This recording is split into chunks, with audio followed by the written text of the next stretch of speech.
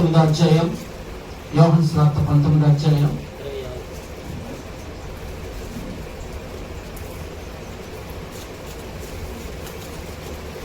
నేను దేవుని బిడ్డగా 25 నుండి నేను చదువుతున్నాను, చూడండి. 25 నుండి అది మీరు చదువుతారు. 25 నుంచి చదవండి. ఆయన తల్లి సహోదరియు క్లోఫా భార్య అయిన మరియు మగ్దలేని మరియు యేసు శిలువ యొద్ద నిలుచుండిరి. యేసు తన తల్లియు తను ప్రేమించే శిష్యుడును దగ్గర నిలుచుండి చూచి, అమ్మా ఇదిగో నీ కుమారుడు, తన తల్లితో చెప్పెను. తర్వాత శిష్యుని చూచి, ఇదిగో నీ తల్లిని చెప్పెను. ఆ గడియ నుండి ఆ శిష్యుడు ఆమెను తన ఇంట చేర్చుకొనెను. తెలిసేది పెట్టుకున్నా. హల్లెలూయా, హల్లెలూయా. మొదటి మాట క్షమాపణ. చెప్పండి, క్షమాపణ. రెండో మాట దేవుడు దొంగ పట్ల ఇస్తున్న వాగ్దానం. దేవుడి స్తోత్రం, హల్లెలూయా. మార్పు చెందిన ప్రతి ఒక్కరు కూడా దేవుని రాజ్యం దొరుకుతుందని రెండో దేవుడి మాటలో ఉన్న అర్థం, వాగ్దానం. మూడోది ఏంటంటే, ఈ మూడో మాటలో బాధ్యత అని చెప్పండి. అందరూ చెప్పండి, బాధ్యత. హల్లెలూయా, హల్లెలూయా, హల్లెలూయా. దేవుని యొక్క సంగమా, దేవుని యొక్క బిడ్డలారా, యేసు ప్రభు వారు ఈ లోకంలో ఎన్ని సంవత్సరాలు జీవించారట? 33.5 సంవత్సరాలు జీవించారు.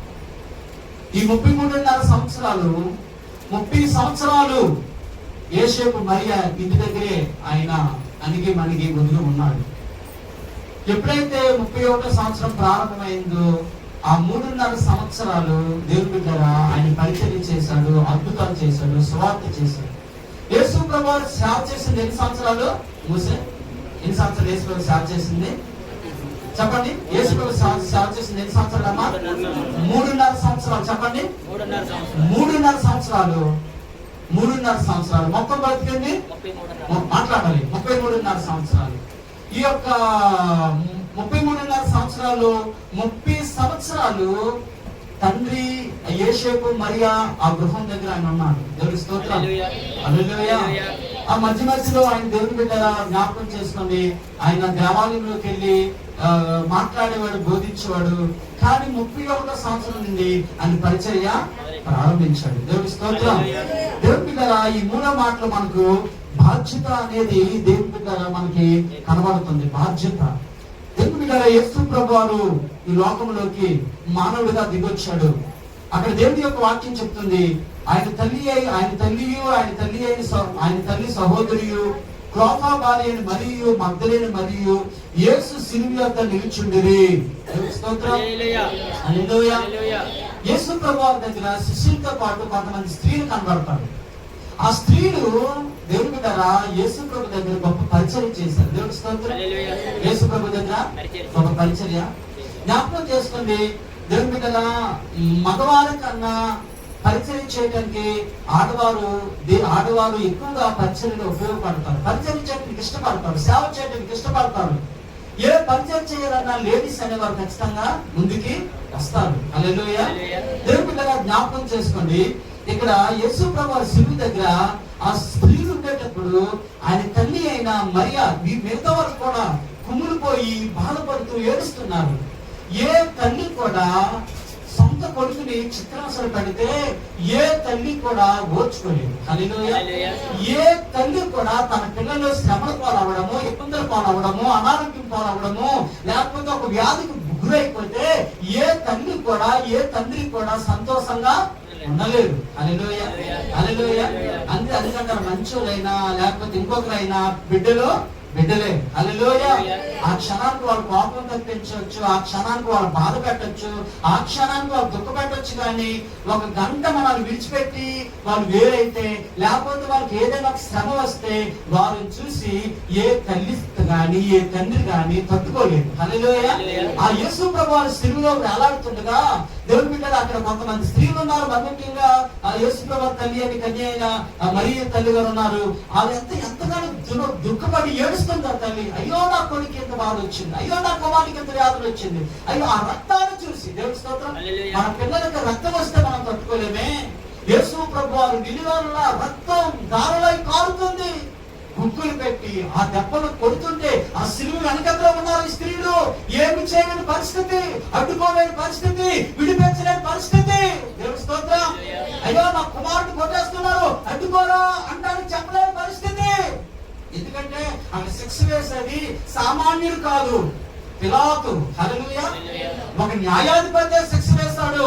ఇదిగో దీన్ని సిలువ వేయండి అని చెప్పాడు. దేవుని స్తోత్రం. హల్లెలూయా. వాళ్ళే జడ్జిమెంట్ చేశారు కాబట్టి ఇంకెవరి చేతిలోనే ఆయన విడిపించే శక్తి, అధికారం ఎవరికి కూడా లేదు. ఆ తల్లి అలా నిష్కలమైపోయి దేవుని బిడ్డ చాలా వ్యాధులతోని ఆమె బాధపడ్డము, ఆమె కన్నీరు కార్చడము మనకు అక్కడ కనబడుతుంది. ఎంతో దుఃఖించి ఏడుస్తుంది. అయ్యా నా కుమారుడికి ఎంత బాధ వచ్చింది, నా కుమారుడు ఎంత నలిగిపోతాడని ఏడుస్తుంటే దేవుని యొక్క బిడ్డరా ప్రభువారు చూస్తున్నాం. ఇంకొక మాట కూడా అనుకుంటుంది, ఇంతవరకు నా కొడుకు లేదా నా బిడ్డ, నా యొక్క ప్రభువు నా ఇంటి దగ్గర ఉన్నాడు, నాకు ఎంతో గౌరవము, నాకెంతో గౌరవం వచ్చింది. ఇప్పుడు నా కొడుకు చనిపోతున్నాడు, ఇక నాకు ఎవరు నాకు సపోర్ట్ చేస్తారు? హల్లెలూయా. హల్లెలూయా. ఏ తల్లి అయినా ఏ తండ్రి అయినా దేవుని బిడ్డరా తన పిల్లల మీద దేవుని యొక్క బిడ్డ ఖచ్చితంగా ఆశ పెట్టుకుంటారు. హల్లెలూయా. దేవుని స్తోత్రం. ఏ తండ్రి అయినా ఏ తల్లి అయినా దేవుని బిడ్డ తన పిల్లల మీద ఆశ పెట్టుకుంటారు. నా పిల్లలు నన్ను చూస్తారు, నా బిడ్డలు నాకు సహాయం చేస్తారు. హల్లెలూయా. నా పిల్లలు ఉన్నారు, ఖచ్చితంగా నాకు సహాయం చేస్తారు. నాకు కష్టం వచ్చినప్పుడు నా బిడ్డలను ఆదుకుంటారు, లేకపోతే నాకు బాధ వచ్చినప్పుడు నా బిడ్డలను ఆదుకుంటారు, లేకపోతే నాకు ఆహారం లేనప్పుడు నా బిడ్డలను పోషిస్తారని ఏ తల్లి అయినా ఏ తండ్రి అయినా బిడ్డల మీద ఆశ పెట్టుకుంటారు. దేవుని స్తోత్రం. హల్లెలూయా. ఈ తల్లి ఎంతో ఏడుస్తుంది, ఇక నుండి నన్ను ఎవరు చూసుకుంటారు, ఇక నుండి నా బాధ్యతను ఎవరు చూసుకుంటారు? నా ప్రభు చనిపోతున్నాడు, నా కొడుకు చనిపోతున్నాడు, నా సిలువలో నా కుమారుడు చనిపోతున్నాడు, ఇక్కడ నుండి నన్ను ఎవరు చూసుకుంటారు? ఎంతో మంది తల్లిదండ్రులు దేవుని బిడ్డరా బిడ్డల విషయంలో ఏడుస్తుంటారు. అయ్యో నా బిడ్డల నుండి నాకు తగిన సహాయం నాకు దొరకట్లేదే, నా బిడ్డల నుండి నాకు తగిన మేలు జరగట్లేదే, నా పిల్లల నుండి నాకు తగిన సహాయం దొరకట్లేదే. కానీ తల్లి అయి మరీ కూడా అదే బాధపడుతుంది. నన్ను ఎవరెక్కడి పట్టించుకుంటారు? ఆ హృదయంలో ఉన్న వ్యాధి అంతా కూడా ఇక్కడ నుండి నన్ను ఎవరు పట్టించుకుంటారు? సిలువలో వేలాడుతుంది యేసయ్య. ఆ తల్లి ఎంత కుమిలిపోతుందో హృదయ రహస్యాలు ఎరిగిన దేవుడు ఆయన చూస్తున్నాడు. హల్లెలూయా. హల్లెలూయా. దేవుని యొక్క బిడ్డలు అక్కడ రాయబడి ఉంది, యేసు తన తల్లియు తాను ప్రేమించిన శిష్యుని దగ్గర నుంచి ఉన్నట్టు చూచి, అమ్మా ఇదిగో నీ కుమారుడు అని తన తల్లితో చెప్పాను. అంటే ఇక్కడ నుండి నాకు ఇంకొక విషయం తెలుసా? కనిమరియమ్మ గారికి కొడుకులు ఉన్నారు లేదా? చెప్పండి. ఉన్నారు. కనిమరియమ్మ గారికి కొడుకులు ఉన్నారు. అయినప్పటికి కూడా ఆమె ఎంతో వేదన పడుతుంది. అయ్యో నాకు మంచి కొడుకు చనిపోతున్నాడే, నా మంచి కుమారుడు నన్ను చనిపోతున్నాడే, నన్ను అర్థం చేసుకున్నాడు చనిపోతున్నాడే. ఎంతమంది బిడ్డలైనా ఉండొచ్చు, అర్థం చేసుకోలేకపోయిన బిడ్డలు ఎంతమంది ఉంటే ప్రయోజనం? ఎంతమంది పిల్లలైనా ఉండొచ్చు, అర్థం చేసుకోలేని వాళ్ళు ఎంతమంది పిల్లలు ఉంటే ప్రయోజనం? ఒకవేళ నీ అంటాడు 10 ఆజ్ఞల్లో ఒక ఆజ్ఞ ఏంటంటే, 4వ ఆజ్ఞ ఏంటంటే, నువ్వు దీర్ఘాయుష్మంతులగినట్లు నీ తండ్రిని సన్మానించు. అది 10 ఆజ్ఞల్లో ఒక ఆజ్ఞ ఏంటంటే, నీ తండ్రిని సన్మానించు. పిల్లలకైతే దేవుడు తర్వాత నెక్స్ట్ స్థానం తల్లిదండ్రులుంటే దేవుని స్తోత్రం. దేవుని బిడ్డరా భార్యకైతే దేవుని బిడ్డరా దేవుడి తర్వాత నెక్స్ట్ నీ యొక్క రెండో స్థానం నీ భర్తదే. దేవుని స్తోత్రం. కాబట్టి తల్లిదండ్రులు దేవుడు అంటాడు, నువ్వు దీర్ఘాయుష్మంతులు ఉన్నట్లు నీ తండ్రిని సన్మానించు. యేసు ప్రభు వారు దేవుడి కుమారుడు అయినా 30 సంవత్సరాల వరకు 33.5 సంవత్సరాల వరకు యేసేపు మరియమ్మని ఏ ఒక్కరోజు కూడా వారిని ఎదిరించలేదంట. దేవుని బిడ్డ ఈ సిలువలో పలికిన 3వ మాట ద్వారా ఏం ప్రపంచానికి ఏం చెప్పాలనుకుంటున్నాడు ప్రభు వారు? దేవుని బిడ్డ తల్లిదండ్రుల పట్ల పిల్లల బాధ్యతను దేవుడు గుర్తు చేస్తున్నాడు. దేవుడి స్తోత్రం. తల్లిదండ్రుల పట్ల వాస్తవానికి ఇక్కడ అంటున్నాడు, అమ్మా నువ్వు ఎందుకు కుమిలిపోతున్నావు, నువ్వు కుమిలిపోకు, అమ్మా ఇదిగో నీ కుమారుడు. ఆ స్త్రీ దగ్గర ఉన్న యోహానుని ఆ తల్లి అయిన మరియకు అప్పగిస్తున్నాడు. యోహాను ఇదిగో నీ తల్లి, ఇక నుండి ఆ తల్లి బాధ్యతను చూసుకోవా. ఒకవేళ అన్నదమ్మ పిల్లలు ఉన్నారు, వాళ్ళు ఈయనెందుకు బాధ్యతలు అప్పగిస్తున్నారంటే వాళ్ళు పట్టించుకోలేని పరిస్థితులు ఉన్నారేమో. హల్లెలూయా, హల్లెలూయా. వాళ్ళు ఆ యొక్క మరియమ్మ గారిని పట్టించుకోలేని స్థితిలో ఉన్నారేమో. అందుకంటున్నాడు, అమ్మా ఇదిగో నీ కుమారుడు. ఒక మాట నేను చెప్తున్నాను సంఘ బిడ్డలారా, మన ఆత్మీయ జీవితంలో ఇంకోటి, మరియమ్మ గారు అద్భుతమైన తల్లి. దేవుడి స్తోత్రం. మామూలు వ్యక్తి కాదు. కపటం గాని, కక్ష గాని, అసూయ గాని, వ్యాసం గాని లేని వ్యక్తి మరియమ్మ గారు. హల్లెలూయా. కొన్నిసార్లు మన తల్లిదండ్రులకు తేడాలు ఎక్కువ ఉన్నాయి. దేవుడి స్తోత్రం. ఒకరు ఒకలాగా చూస్తారు, మరొకరు చూస్తారు. అందుకే కొన్నిసార్లు పిల్లల తల్లిదండ్రులు పొందలేకపోతున్నారు. దీనికి కూడా ఒక అర్థం ఉంది. అయినప్పటికీ వాళ్ళు మనం దేశించినా, మనల్ని దూషించినా, మనల్ని కపటంగా చూసినా, మన అన్యాయం చూసినా, దేవుని వాక్యాన్ని బట్టి మనం చనిపోయినంత వరకు మన తల్లిదండ్రులు మనం ప్రేమిస్తూనే ఉండాలి. రెండు చేతుల పైకి చెప్పరా. హల్లెలూయా, హల్లెలూయా. మన తల్లిదండ్రులు ఎటువంటి వాళ్ళంటే, మన తల్లిదండ్రులు మరియమ్మ తల్లి ఎటువంటిదే కాదు. మరియమ్మ కపటం లేని వ్యక్తి, వ్యాసం లేని వ్యక్తి, అసూయ లేని వ్యక్తి.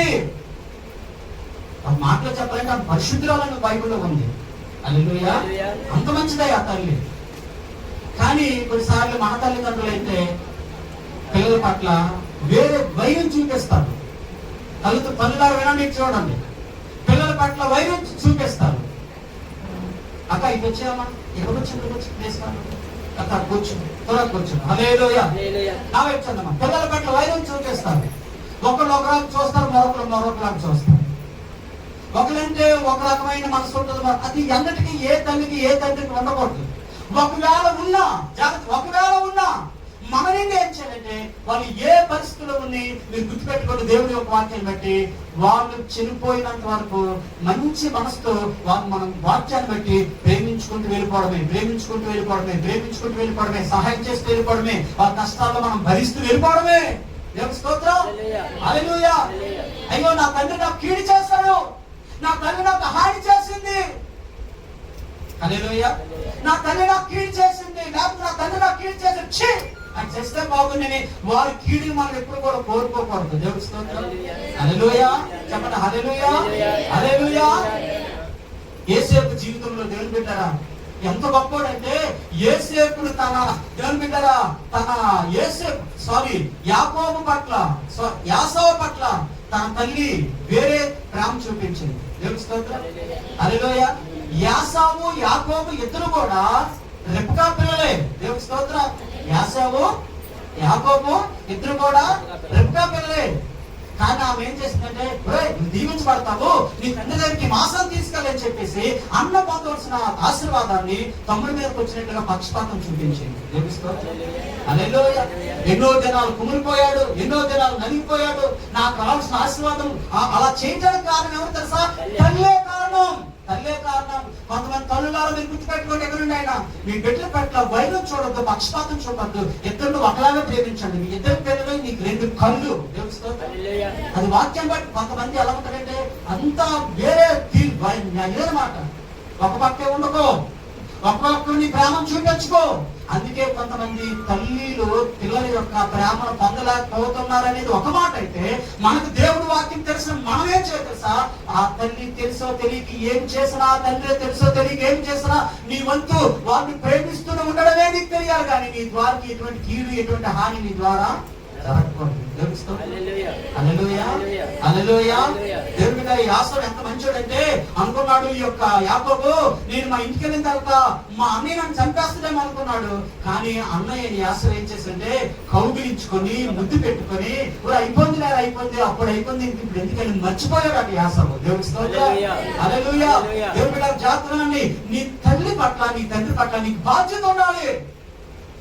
లోపల మనం చూస్తున్నాం చిన్నప్పుడు పెంచి పాలించి పెద్ద చేసి వాళ్ళు కడిగి వాళ్ళు పెద్ద చేసిన తర్వాత ఎంతో మంది పిల్లలు ఆ తల్లిదండ్రులు దేవుని బిడ్డలు వాళ్ళు క్వశ్చన్ చెప్పనా, ఒక వ్యక్తికి అయితే 2 లక్షల రూపాయలు జీతం, 2 లక్షల రూపాయలు జీతం. తన ఆవిడ ఆ భార్య అన్నదట, ఏమండి ఆమెకి హెల్త్ బాగోదు, ఆమె కిడ్నీలు పోయాయి, పద్దాకి ఎవరు సేవ చేస్తాడు, నెలకి ఎంతో మంది ఇచ్చేద్దాం, అనాథం ఆశ్రమానికి అప్పగించేద్దాం అని చెప్పేసి ఆ యొక్క తన భార్య తనతో మాట్లాడితే ఆ కొడుకే 2 లక్షల జీతం కలిగిన వ్యక్తి అనాథాశ్రమాన్ని తీసుకెళ్లి, అయ్యా మీకు నెలకి పలానంత ఇస్తామని చెప్పేసి అనాథాశ్రమాల్లో పెట్టేసి వెళ్ళిపోయాడు. మీకు తెలుసా, ఎంతో మంది లక్షాధిక అనాథాశ్రమాల దగ్గరికి మనం వెళ్తే, అమ్మ నీ కొడుకు ఏం చేస్తుంటే, నా కొడుకు ఉద్యోగస్తుడండి, నా కొడుకు బిజినెస్ మ్యాన్ అండి, నా కొడుకు గొప్ప స్థితిలో ఉన్నాడు, అమ్మ నీ వెతికి ఎక్కడ ఉన్నాడంటే నా కోడలు ఒప్పుకోలేదండి, నా కొడుకు శివకి ఇక్కడ తీసుకొచ్చి ఇక్కడ అప్ప పెట్టేశాడండి, నా కొడుకు ఎవరు, నా కొడుకు డాక్టరు, నా కొడుకు ఇంజనీరు. మరి నీ పరిస్థితి ఏంటంటే, నా కొంచెం బాగోలేదట, నాకు హెల్త్ బాగోలేదట, నా కింద వాళ్ళు సేవ చేయలేదట, అందుకే నన్ను తీసుకొచ్చి అనాథాశ్రమాల్లోని వృద్ధాశ్రమాలను జాయిన్ చేశారని చెప్పిన తల్లులు తండ్రులు ఎంతో మంది ఉన్నారు. ఓ విశ్వాసారా, దేవుడు వాక్యం వింటున్న మనతో ఈ మధ్యాహ్న కాలంలో దేవుడు మాట్లాడుతున్నాడు. ఇదిగో నీ తల్లిని నీ తండ్రిని వాళ్ళు నీకు ఎంత ఏమి చేశారో, వాళ్ళు తెలియచేశారో ఏది చేశారో నీ ద్వారా వారికి సప్లై అవ్వాల్సింది ఏంటంటే దేవుడు ప్రేమ, దేవుడు ప్రేమ, దేవుడు ప్రేమ.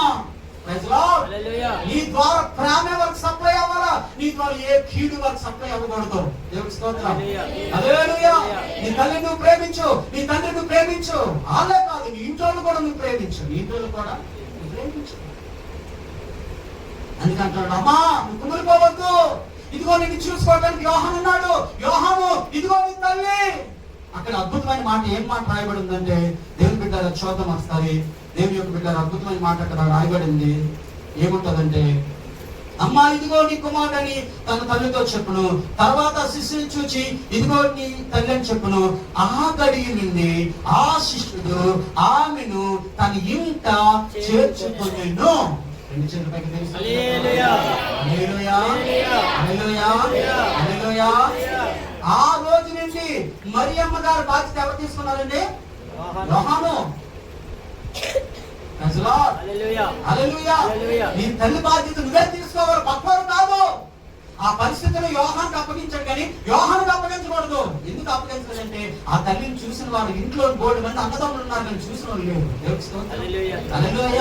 నీ తల్లి బాధ్యత నువ్వే, నీ తండ్రి బాధ్యత నువ్వే. విశ్వాసాల మనతో ఈ మధ్యాహ్న కాలంలో దేవుడు మాట్లాడుతున్నాడు. మధ్యలో దద్రాజన్ వచ్చినాక మరియమ్మ గారు, అమ్మ చనిపోయారు, నాన్న దేవుని బిడ్డరా ఆయనకి పక్షపాతం కాళ్ళు చేతులు లాగేసి తడబడినప్పుడు ఈ రోజు వరకు స్టిల్ దేవుని బిడ్డరా ఈ రోజు వరకు కూడా ఆయనకి తనకి సేవ చేస్తూనే ఉంది. మన తల్లిదండ్రులు మనమే చేయాలి, మనం చేయకపోతే ఎవరు చేస్తారు? హల్లెలూయా. డబ్బులోనైనా అనాథాశ్రమాలకు మన తల్లిదండ్రులు పంపిద్దామా? అది వాక్యం తెలియని చేసే పని. వాక్యం తెలిసే మనం ఏం చేయాలంటే, వాళ్ళు ఏ పరిస్థితుల్లో మనకు అన్యాయంగా ఉన్నా కూడా మన నుండి వారికి యేసయ్య ప్రేమే సప్లై అవ్వాలి. దేవుడి స్తోత్రం.